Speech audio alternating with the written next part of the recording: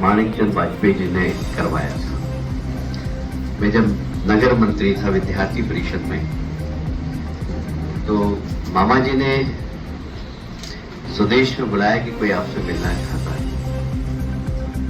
तो मैं मिलने गया प्रभात जी से।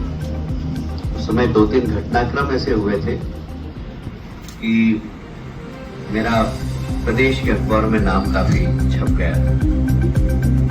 वो कहने लगे कि अच्छा है, विद्यार्थी परिषद का काम करना बहुत मुश्किल है, बाकी आप घबराना मत, मेरी सब लोगों से बात होती, भले ही हम आपस में मिले पहली बार हैं, पर मैं सब लोगों से संबंध में रहता हूँ। उस समय माननीय तराणेकर जी हमारे विभाग प्रचारक हुआ करते थे। विद्यार्थी परिषद का काम करते करते उनसे भी मैंने डांट खाई थी। पर किसी कार्यकर्ता के प्रति चिंता कैसे होती है, यह मैं बताना चाहता हूं। मैं समझता हूं कि उनका Guinness book of world record में नाम होना चाहिए कि जितने पत्र वो लिखते थे, मैं नहीं समझता कि आज तक किसी ने इतने पत्र लिखे हो। और बात आपसे कर रहे हैं और पत्र लिखते थे। प्रदेश अध्यक्ष बनने के बाद भी यदि किसी वार्ड के अध्यक्ष का भी पत्र आया तो उसका जवाब देना हाथ से पत्र लिखकर, एक विचारधारा के प्रति कमिटमेंट, कार्यकर्ता की चिंता करना। और मुझे सबसे अच्छी बात जो उनकी लगी कि कोई कुछ भी बोले, मेरे को जो करना है वो करना है, बिल्कुल चिंता नहीं की उन्होंने। प्रदेश अध्यक्ष बने और आए वो कि कैलाश जी कैसे काम करना। मैंने कहा आप इतने अनुभवी हो, मुझसे पूछ रहे हैं आप, जो उनका बड़प्पन था। बोले नहीं फिर भी आपको भी संगठन का काम करने का अनुभव, मुझे कैसे काम करना चाहिए।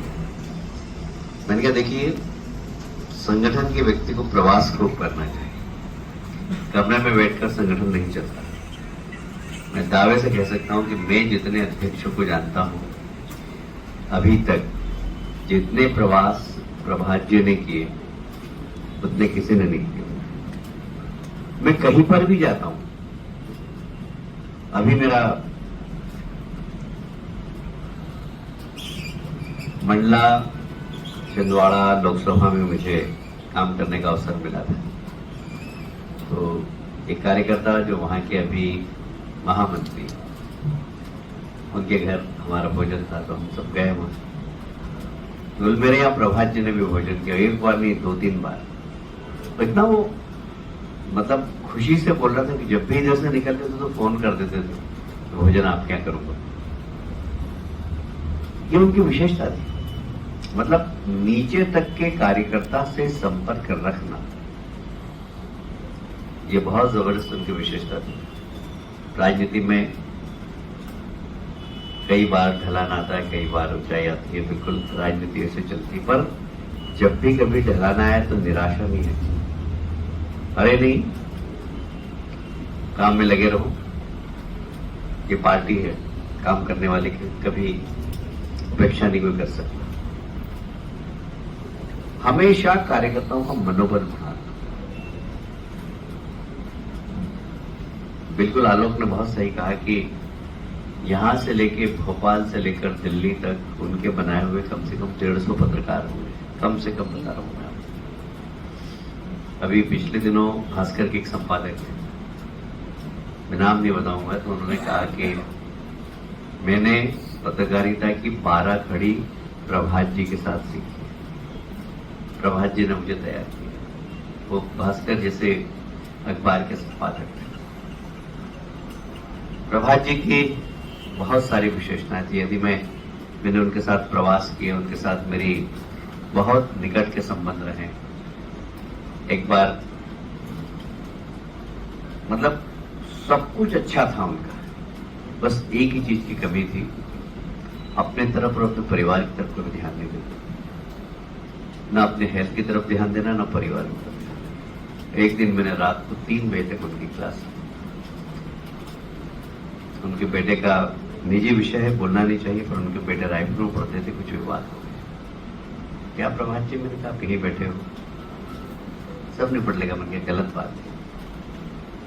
बोले वो ऐसा है। मैंने कहा कुछ नहीं, बच्चे को इस समय आपकी आवश्यकता है, आपको रायपुर जाना चाहिए। मैंने रायपुर का उनका टिकट कराया और उनको भेजा। मैंने कहा आप जाइए।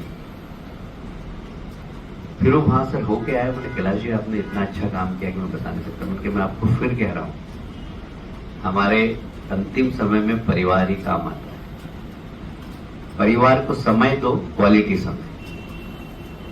जब उनको आवश्यकता उस समय परिवार के साथ, बाकी सब चलता रहता है। मैं सब कार्यकर्ताओं से भी कहना चाहता हूं कि हम कितने भी बड़े नेता बन जाए, खूब बिजी रहते हैं, पर जिस समय परिवार की आवश्यकता हो उस समय परिवार के साथ खड़े दिखना चाहिए।